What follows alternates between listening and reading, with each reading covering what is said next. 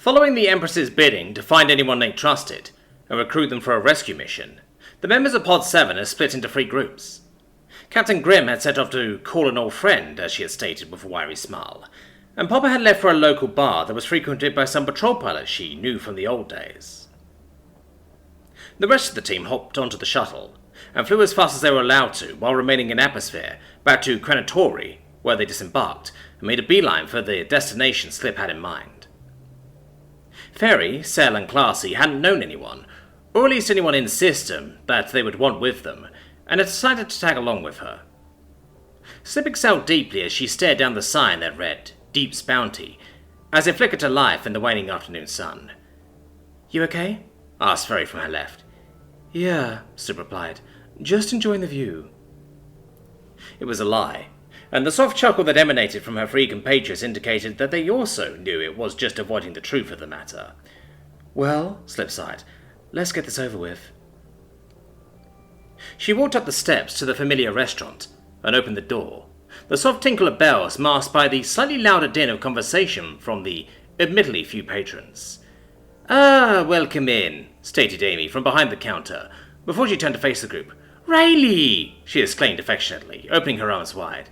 "Hey, Amy," greeted Slip solemnly. "What is the matter, dear?" asked Amy, clearly noticing the stony gazes of Slip and her armoured companions.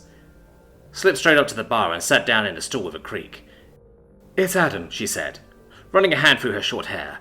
"Something really bad has happened, and we need your help. I can't tell you any more unless you sign this." She handed a data slate over to Amy, its screen opened to an imperial writ of silence. Amy paused, looking pensively at the slate before she lifted it and began to read it over. "Everyone out," she thundered a second later. "Your meals are free today. We are closed." Without looking up, she scrolled through the document before signing her name with a massive finger without hesitation. "An Imperial secrecy agreement on my life, eh?" she asked after the restaurant was vacated, moving to lock the door. "Yeah," replied Slip with a shuddering exhale. "It's bad." "Who are they?" Amy asked before returning to her place behind the bar. "They're members of my pod," Slip trailed up before adding, "and future wives." "Sorry we couldn't have a happier meet and greet," said Sel, meeting Amy's eyes for a second. "As am I," replied Amy before turning to Slip again. "So tell me what my household savior has done that is so troubling." "It's not what he's done," replied Classy in a soft tone. "It is what has been done to him. He has been kidnapped by a powerful woman, powerful enough that even the Empress doesn't want to risk this going public." Amy's knuckles popped audibly as she clenched her fists while a scowl darkened her expression. "What can I do?" she spat in a firm tone, gazing into Slip's eyes as something dark seemed to flash upon her 2 deep, black orbs. "We need people that we trust from the field," said Sel, leaning a hand on the bar. "Best outlook is we're running with half the hands they are." How did this get to the Empress?" asked Amy, with a genuinely confused expression. "Well," said Slip, unsure if she should reveal Classy's secret or not. Turning to the woman, she found a calm and resolute expression, before Classy rested her hand on Slip's shoulder. "I'm Indara, Princess Indara Tazu. She is my grandmother, and admittedly has a soft spot for him." "Yeah," said Sel, pointing a thumb at Indara. "That." "And you want my help in what, exactly?" Amy inquired, furrowing her brows. "He's been found, but they're in a heavily fortified and entrenched compound. We're going to hit it with the glaives," stated Ferry matter-of-factly. Amy took in a deep breath as her brows rose. She let it out with a whoosh and ran a hand over her tendrils atop her head. "I'm in. When should I be?" She was cut off by Enya. "No," he shouted, rushing down the stairs and staring the gigantic woman in a hug. "Not now, not again." "Enya," chided Amy lovingly. "We can't just get our life into order for the first time in 2 decades, only for you to disappear on some secret operation." Classy lifted the datapad and offered over another contract of secrecy to Enya, but Amy waved a large hand dismissively. "If I've signed it, so has he," she stated with a firm glare, at which Classy paused and set the pad to the side. "Enya," Amy said, brushing the live man's tendrils lovingly, "I can't just turn them away." "We," sobbed the man, "we just got our life together." "And did you forget why?" asked Amy. "On top of being our daughter's husband-to-be, he's also the one who gave us a way out. I've been thrice called by family, nation, and creed. I must answer—" Don't you dare go spouting commando recruitment slogans at me, interrupted Inya, his body shaking as he sobbed the words. Go and ask the husbands of 1,000 dead soldiers if their wives' honor meant anything in the end. Inya, stated Amy firmly, would I still be the woman you love if I turned down our family when they asked for my help? Aye. The man trailed off, lifting his head from where it was nestled against her breast before exhaling a shuddering sigh. No, you wouldn't be. A sad smile slid across his face as he rubbed her massive arms with his hands, staring blankly into the distance between them for several moments. He straightened his back, his jaw muscles flexing as he fought back the tears. Your armor is in the tub in the closet, third from the left, he said softly, his voice still wavering. Thank you, love, replied Amy, standing up and bolting upstairs. Inya turned to face the women left in the room. He looked between each with an appraising gaze, meeting each of their eyes for several seconds, before another sad smile cracked his expression, and he moved to hug Slip. She embraced the man as he came for her, holding him tight as he rested his head on her shoulder. Bring them home, both of them, he whispered, before breaking the hug and patting her softly on the shoulders. Now, who wants some snacks? Glaives stood in organized rows and formations in the palace courtyard, locked in attention unwaveringly. Pod 7 stood at the head of the formation of several hundred soldiers, along with the newly minted Countess Samilla and her fighters, formed up in painted and stylized marine armor. The Glaive's usual ceremonial golden plate armor had been traded in for flexing fiber uniforms with small lines of gold filigree and purple imperial insignia. Even so, the massive women still cut imposing figures, especially formed up in a massive unit like this. An older woman in death's head armor that Slip didn't know was standing next to a militia exopilot, off to the opposite side of Pod 7, a Samilla, chatting quietly with Grim as they waited for the Empress. Slip was significantly more comfortable than she was inside the Imperial chambers and the Empress's personal study. It wasn't the first time she'd had to stand around and wait for some high-ranking woman to make a big speech, before being sent to her probable death. Two patrol pilots stood off to the far side of the courtyard, equally as uncomfortable as the exopilot and Samilla's team. They were apparently some of Popper's drinking buddies, and a thin-framed Helicum male stood next to a large Shorvanti woman, who immediately stared daggers at any woman bold enough to let their eyes linger too long on the young man. With a boisterous trumpet call, the Empress and Princess stepped through massive doors on the right side of the courtyard, flanked by glaives in ceremonial armor on either side of them. They walked slowly in front of the assembled soldiers, before the small procession stopped in front of Amy, the Empress turning her head and furrowing her brows as she stared at the mountain of muscle. You know, she said softly to Amy, I expected an eclectic band of fighters when I sent my granddaughters-to-be out into the ether to find help, but I cannot say I expected to find any Dixie. You're far from home, aren't you? Amy was frozen in attention, her eyes facing straight forward.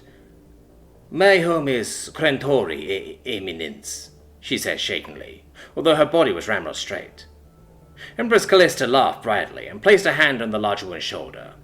How did you come to be in my Imperium? She asked, seemingly unaware of the hundreds of women formed up and waiting on her.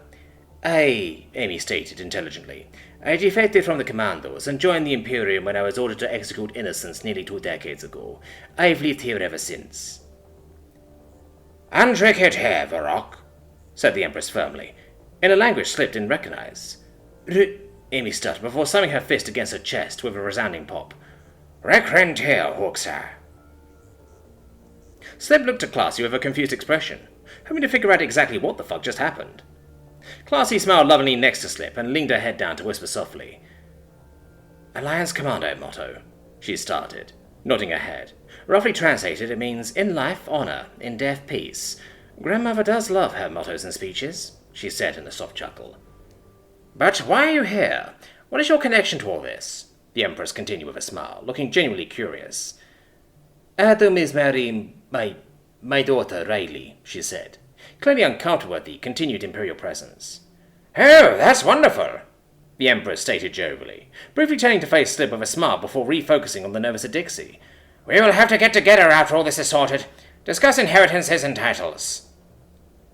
With a dismissive wave of her hand, the Empress left Amy's presence, the mountain of a woman exhaling a visible sigh of relief as her deep black eyes turned to snare Slip with a panicked expression. As much as this situation had everyone's nerves in overdrive, It brought some levity to see the head's taller woman get the runaround from the Empress conversationally, at least the slip. Even when the occasional fight or shootout had broken out outside the restaurant growing up, the Adixie had been positively unshakable, most of the time calmly lifting up the offending parties in her restaurant bodily, and just tossing them out the front like yesterday's garbage without a care in the world. Now, though, the woman seemed one step away from knee-shaking fear, even as the Empress walked away, and up the steps to a podium before the formation. Empress Callista took several seconds to swivel her head around, snaring the entire crowd of Glaives, Pod 7, and the other gathered figures with a hard stare. "Glaives, trusted family and warriors of my empire," she began, spreading her arms wide to those assembled. "Last night a Valkyrie of traitors chose to attack the Empire, attack me by kidnapping a man. Not any man, but a soon-to-be Imperial husband. Last night your fellow shill, those whom you've called sisters-in-arms, broke their oath to the Imperium. For that, they must pay." A resounding cheer and the rhythmic stomp of boots rang out across the courtyard, as the Glaives let their excitement be known. "They have made the mistake of harming my family, my house. Spare no mercy, spare no pity or regret. Show them no quarter, and make them fear the day the goddess gave life to such vile filth." The Empress breathed a deep breath, exhaling it with a tusk-bearing scowl. "This will be the first battle I have borne witness to in nearly 20 years, Empress Callista shouted, over the heads of the assembled soldiers, a deep anger present in her tone. "There will be no burials for them, no honor in their deaths. The sands of time will grind their bones to dust, as the beasts feast upon their wretched flesh. Go forth in my name, protect the Imperium, rip these fetid weeds from my garden by the root. None will remember the actions of the day, but I will die with a smile on my face as age bids Crick to welcome me into his loving arms, remembering what we did on this day." As the excited cheers and pounding of fists against chests rang out from the Glaives, the Empress returned an aggressive salute before turning and walking off the podium in the direction she came from. Princess Kabalesh stepped up to the podium next, leaning down slightly to the microphone. "All right, ladies, get prepared for arms draw in 5 minutes. I need pod leaders and unit commanders in the Tactical Operations Center in 20 minutes. To the rest of you, the main contingent leaves in 4 hours. Dismissed." Princess Kamalesh dismounted the small stage, not by gracefully descending the several steps, as her mother, but instead by jumping off the front of it and moving to talk to several Glaives. Slip turned to Classy as Grim turned to talk to an older woman in death's head armor that was severely out of date. "Laying it on a bit thick, you think? It's just us," said Slip quietly to Classy, the tall woman turning to face her with a warmer smile. "It's just grandmother," she replied with a soft chuckle. "Any chance she gets for an over-the-top speech she takes, even at family dinners." "Deeps," replied Slip with a snort. "That must get annoying." "Not at all, considering family dinners don't happen that often. But I'd imagine we'll be getting Mrs. to join her whenever we're in system," Classy replied with a grin, gesturing at the mass of milling soldiers. "I believe she might have a soft spot for Adam." Adam looked up from where he sat on the bottom of the cramped cell, not long enough for him to properly stretch out in any particular direction. If he had to guess, he believed it was about 10 minutes since he was tossed in here, but without any light or anything to tell time, he couldn't be sure. The light from the hallway temporarily blinded him as it spilled into the room, 2 large shadows holding a limp small form between them, shoving their way into the room. He stood up, resting his palms on the bars of the cell door, as he watched them dragging the Shivanti male towards him. "Step back from the door," one barked, drawing a pistol. Adam raised his hands and complied, opening his hands wide as his back hit the upper end of the incommodious cell. The door clanked open as the guard inserted a key and swung the door outward, keeping her pistol lazily trained on Adam from her chest, before her friend bodily tossed the small figure into the cell with him. The man scuttled to the furthest corner from Adam, and he fixed the two with a level stare. "The fuck?" he asked, raising his shoulders and furrowing his brows. "Not enough room in the torture dungeon?" "Guess it ain't kicked in yet," said one. "It will," replied the other as they turned. The women laughed, with one hawking a glob of spit in his direction as they walked out of the room. Adam turned to the huddled man in the corner, taking a knee in front of him. Deep blue bruises stained the man's arms and wrists, visible even in the dim lighting of the room. "Hey, bud," he started, resting a hand on the man's forearm. "You okay?" The man peeked timidly over his arms, deep rings of blue in his eyes above tear-stained cheeks. He stared at Adam for several seconds, before a realization seemed to dawn on him. He leapt at Adam, tackling him to the other end of the cell. Adam instinctively reached for his dagger and began to work one arm onto the man to fling him off when he realized that this wasn't an attack. Vicious, deep sobs racked the fragile, emaciated man's body as he clung to Adam like a life preserver in stormy seas. "Hey," soothed Adam, removing his hand from under the man and placing it on his back, rubbing softly. The man, or boy as he now realized, couldn't be much older than 18.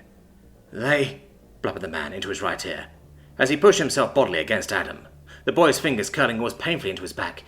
"They gave me pills." "It's gonna be okay," cooed Adam, as he ran a hand gingerly across his neck, completely unsure how to deal with this situation. The menthol. I wasn't in control," the boy sobbed, tears beginning to drain down Adam's neck. "Everything feels wrong." Adam now made the connection to the minty pills he was given. Day rape drugs, he thought, as he held the sobbing youth to his shoulder tighter. He stared into the dim room, a deep anger welling up inside him as his cellmate uncontrollably cried onto his shoulder, not making any effort to move. "I am going to kill," he thought, as he let that dark part of him leverage control. The part of him that agreed with Alec, that wanted to burn down the Imperium to its rotten core. Every last one of them.